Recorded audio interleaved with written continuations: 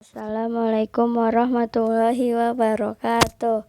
Perkenalkan, nama saya Farida Ramhawati dari kelas 12 DPB 2.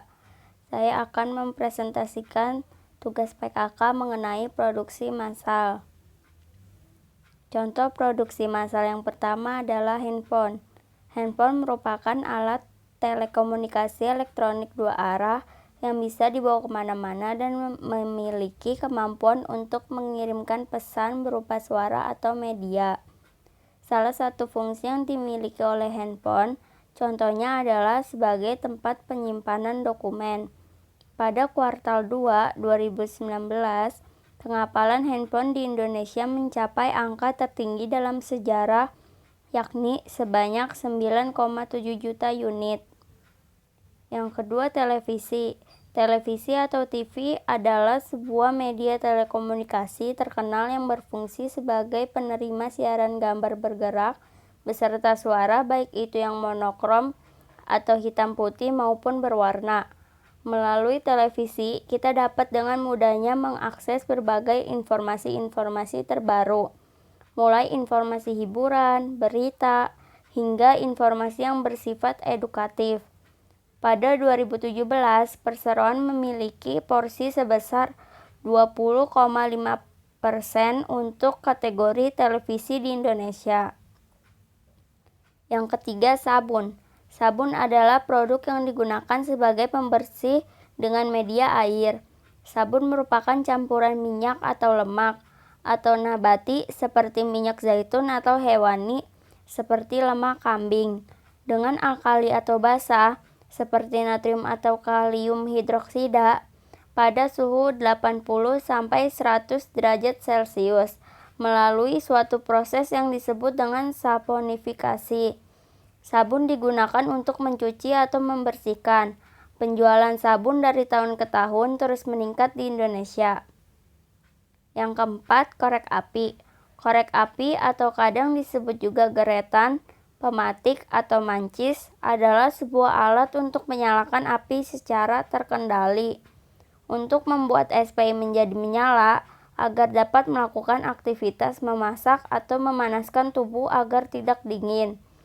Jumlah penjualan rokok meningkat 0,2% dalam kurun waktu 1 tahun dengan jumlah rokok yang terjual sebanyak 6,1 miliar batang. Yang kelima, sepeda motor. Sepeda motor adalah kendaraan beroda 2 yang digerakkan oleh sebuah mesin. Dalam kehidupan, sepeda motor sangat membantu aktivitas sehari-hari. Banyak orang menggunakan sepeda motor untuk bekerja dan keperluan lainnya. Total penjualan motor di tahun 2019 sendiri mencapai 6.487.430 unit atau mengalami kenaikan sebesar 1,63% dari tahun 2018 yang hanya 6.383.111 unit. Yang keenam, pensil.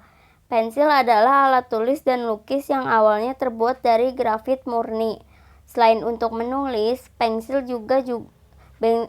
digunakan juga untuk menggambar atau membuat sketsa. PT A.W Faber-Castell Indonesia mengekspor 75% dari total produksinya.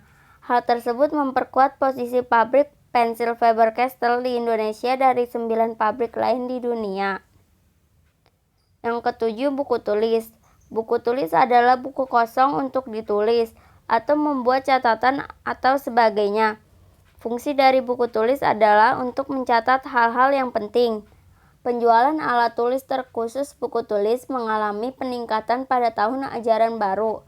Peningkatan tersebut dirasakan sejumlah toko hingga mencapai 100% dibanding hari biasa. Yang kedelapan, perabot rumah tangga.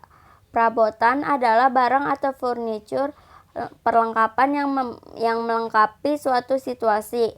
Sebuah perabotan berfungsi untuk membantu aktivitas yang dilakukan di rumah seperti memasak, membersihkan, dan mengawetkan makanan. Persentase tersebut mewakili penjualan peralatan utama rumah tangga yang mencapai 19,5 juta unit atau senilai hampir 6 miliar. Yang kesembilan, pakaian. Pakaian adalah bahan tekstil dan serat yang digunakan sebagai penutup tubuh. Fungsi pakaian adalah untuk melindungi tubuh. Sepanjang 2018, industri pakaian jadi mencatatkan ekspor senilai 8,62 miliar dengan pertumbuhan sebesar 8,9%. Di sisi lain, ekspor industri tekstil sepanjang tahun lalu senilai 4.651 miliar atau turun 0,1% dibanding 2017 yang senilai 4,658 miliar. 10. Sepatu. Sepatu adalah suatu jenis alas kaki yang biasanya terdiri bagian-bagian sol, hak, kap, tali, dan lidah. Manfaat atau kegunaan yang sangat utama yaitu melindungi kaki supaya tidak terluka. Tahun 2017, Indonesia tercatat sebagai produsen sepatu dan alas kaki terbesar kelima di dunia, setelah Cina, India, Vietnam, dan Brazil. Sekian presentasi dari saya. Wassalamualaikum warahmatullahi wabarakatuh.